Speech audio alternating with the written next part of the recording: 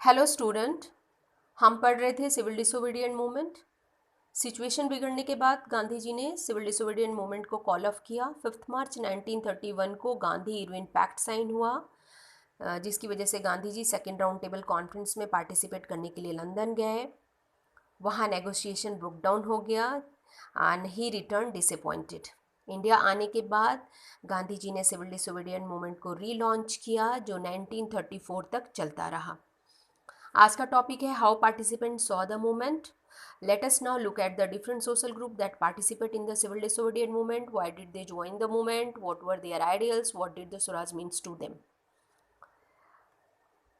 Civil disobedient movement में बहुत सारे सोशल ग्रुप ने पार्टिसिपेट किया। तो उन्होंने इस मूवमेंट में क्यों ज्वाइन किया अपने आप को, और उनके लिए स्वराज का क्या मतलब था?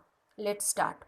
In the countryside, rich peasants community like the Patidars of Gujarat and Jats of Uttar Pradesh were active in the movement. Being producer of commercial crop, they were very hard hit by the trade depression and falling price. गांव की तरफ जो rich peasants community थी, जैसे कि पाटीदार गुजरात के और जाट उत्तर प्रदेश के, वो इस मूवमेंट में काफ़ी एक्टिव थे। कमर्शियल क्रॉप्स के प्रोडक्शन करते थे। लेकिन इस वक्त जो कमर्शियल क्रॉप्स थी, उसका जो ट्रेड था काफ़ी मंदी में चल रहा था और उसकी प्राइजेस गिर गई थी। कैश इनकम जो थी वो ख़त्म हो गई थी। They found it impossible to pay the government revenue, जिसकी वजह से उन्हें गवर्नमेंट की रेवेन्यू देने में काफ़ी तकलीफ़ हो रही थी। And the refusal of the government to reduce the revenue, और इसी बीच गवर्नमेंट ने रेवेन्यू रिड्यूस करने से रिफ्यूज़ कर दिया। These rich peasants became enthusiastic supporter of the civil disobedience movement, और जो इसी वजह से जो ये रिच पीसेंट्स थे वो सिविल डिसोबीडिएंट मूवमेंट के सपोर्टर बन गए। ऑर्गेनाइजिंग देयर कम्युनिटी, उन्होंने अपनी कम्युनिटी को ऑर्गेनाइज किया, जैसे कि जाट्स और पाटीदार सभी लोगों ने मिलकर अपनी कम्युनिटी को इकट्ठा किया, और जो मेंबर इंटरेस्टेड नहीं थे उनको भी इसमें पार्टिसिपेट करवाया, ताकि वो सभी लोग मिलकर के ब्रिटिश प्रोग्राम जो है उन सब का बायकआउट करें। For them the fight for Swaraj was a struggle against the high revenue. इस तरह से उनके लिए स्वराज के लिए लड़ना यानी हाई रेवेन्यू जो थी उसके खिलाफ लड़ाई थी। तो but they were deeply disappointed when the movement was called off in 1931 without the revenue rate being revised. लेकिन ये सभी के सभी जो रिच पीसेंट्स कम्युनिटी थी, ये काफ़ी डिसअपॉइंट तब हुई जब ये मूवमेंट 1931 में बुला लिया गया बिना रेवेन्यू रिवाइज किए, यानी घटाए ही। So when the movement was restarted in 1932, many of them refuse to participate.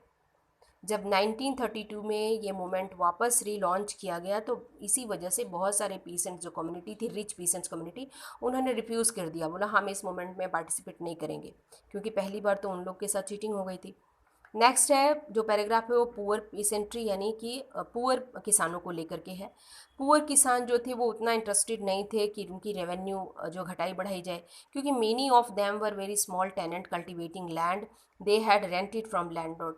जो अधिकतर जो पुअर पीसेंट्स थे वो लैंडलॉर्ड से ज़मीन ले करके किराए पर खेती करते थे और लैंडलॉर्ड को ही रेंट पेड करते थे। As the depression continued cash income dwindled। लेकिन जैसे ही मंदी आ गई थी खेती में, तो इसकी वजह से उनकी भी इनकम जो है काफ़ी कम हो गई थी। वो जो अपने लैंड लॉर्ड थे उनको अपना जो रेंट था वो पे करने में काफ़ी उनको डिफ़िकल्टी हो रही थी।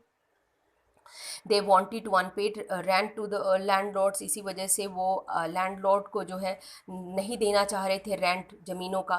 दे joined a variety of radical movement, इसी वजह से जो पुअर पीसेंट्स थे उन्होंने बहुत सारे रेडिकल मूवमेंट को ज्वाइन कर लिया। जिन मूवमेंट को कौन चला रहा था? बहुत सारे सोशलिस्ट और कम्युनिस्ट लोग चला रहे थे। तो इसी वजह से raising issue that might upset the rich peasants and landlord, and the Congress was unwilling to support the no rent।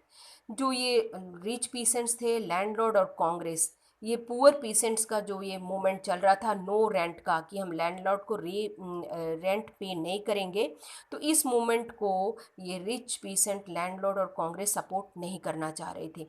इसी वजह से जो कांग्रेस था उसके बीच और पुअर पीसेंट का जो रिलेशनशिप था वो अनसर्टेन था, यानी अनिश्चित था, मतलब कुछ अच्छा रिलेशन नहीं था।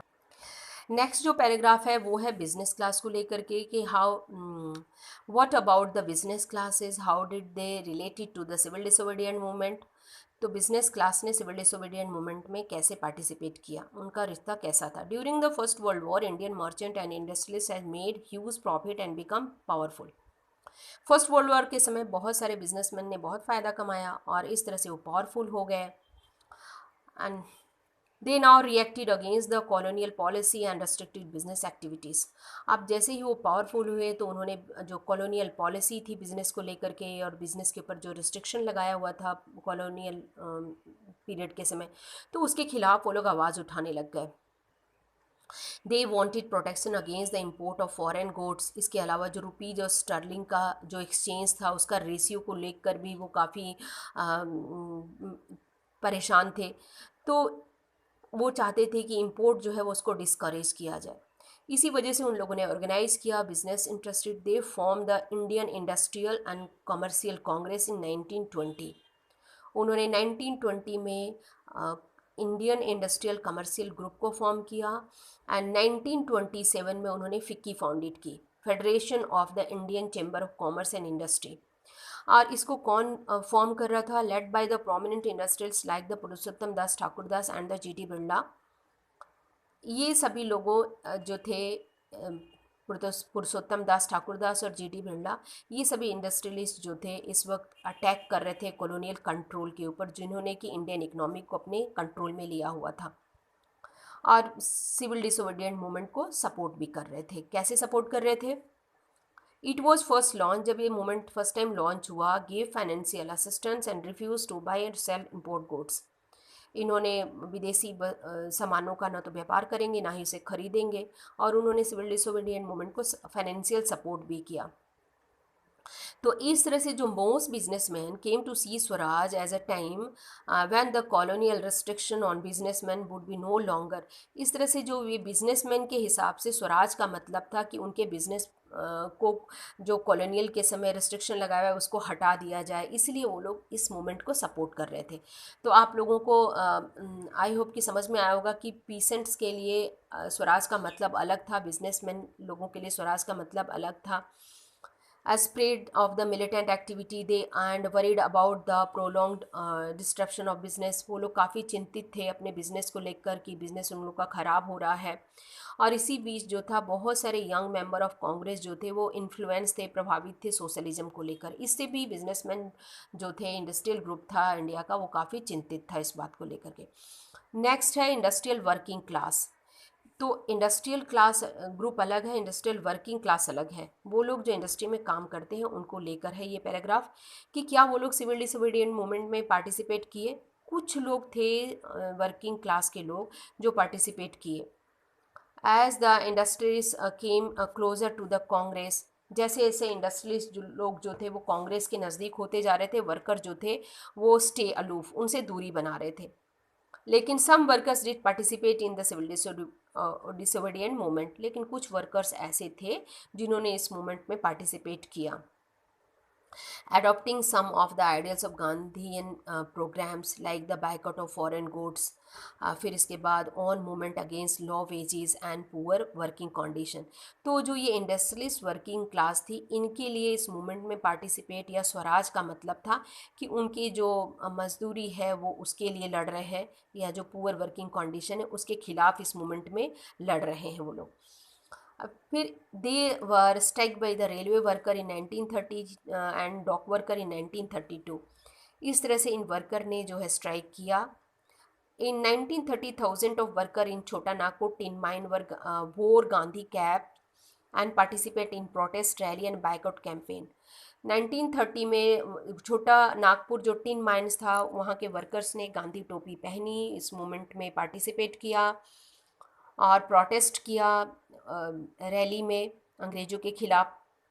जो कांग्रेस थी, बहुत सारे जो वर्कर्स थे वो उतने इंटरेस्ट नहीं थे क्योंकि उनकी डिमांड अलग थी। Demand as part of its programme of struggle, वो अपनी आज़ादी की लड़ाई लड़ रहे हैं, पर यहाँ पर जो ये वर्किंग क्लास है ये आज़ादी की लड़ाई नहीं लड़ रही है, ये लो बेसिस और जो वर्किंग कंडीशन पुअर है उसके खिलाफ आज़ादी की लड़ाई लड़ रही है. It felt that this would alienated industrialists and divided the anti-imperial forces. इस तरह से सभी लोगों के स्वराज का अपना अलग अलग मतलब हो जाने की वजह से जो एंटी इम्पीरियल जो फोर्स था वो सब अलग अलग बटे हुए थे. Another important feature of the civil disobedience movement was a large scale participation of women. बड़ी संख्या में औरतों ने सिविल डिसोबीडियंट मूवमेंट में पार्टिसिपेट किया. During Gandhi ji salt march thousand of women came out of their home and listen to him.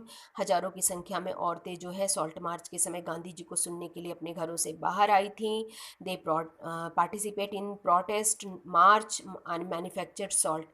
हजारों की संख्या में औरतों ने इस प्रोटेस्ट मार्च में पार्टिसिपेट किया और सॉल्ट भी बनाया. Picket foreign clothes, liquor shop, many went to jail in urban areas. These women were from the high caste family. Urban area में ये सभी औरतों ने फ़ॉरेन कपड़ों का बहिष्कार किया, लीकर शॉप का भी बहिष्कार किया. पर ये सारी की सारी जो औरतें थीं वो हाई कास्ट फैमिली से बिलोंग करती थी. In rural areas they come from the rich peasants house hold. और जो गांव एरिया था वहाँ से रिच जो पीसेंट्स थे उनकी फैमिली से औरतें आ रही थी. तो Gandhi ji calls they begin to see the service to the nation. Gandhi ji औरतों को कॉल करते थे कि आइए देश के लिए अपनी सेवाएं दीजिए. आपका पब्लिक रोल में बहुत औरतों ने भी पब्लिक रोल में बहुत सारा इंटरेस्ट भी लिया और गांधी जी ने भी उन्हें इंस्पायर किया कि पब्लिक रोल में आपको भी आना चाहिए, बढ़ चढ़ के हिस्सा लेना चाहिए. Gandhi ji was convince that it was the duty of women to look after homes and had be good mother and good wifes. Gandhi ji उन्हें कन्विंस करते थे कि औरतों की ड्यूटी है कि वो अपने घर की भी देखभाल करें, वो अच्छी मदर भी बने और अच्छी वाइफ्स भी बने, साथ में वो देश की भी सेवा करें.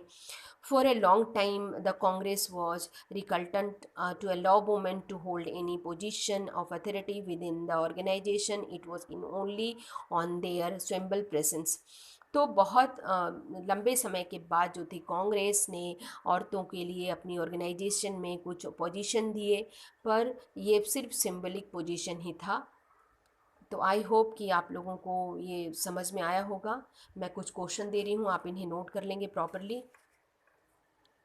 Why did the poor peasants join the civil disobedience movement? Why did the relationship between the poor peasants and the Congress remain uncertain? मैं आप लोगों को अभी बता चुकी हूँ. How did the business community provide a big boost to the movement? Next question है explain the role of women in the civil disobedience movement. औरतों का क्या रोल था civil disobedience movement में? तो सारे आंसर आप लोग प्रॉपरली लिखेंगे. Thank you children.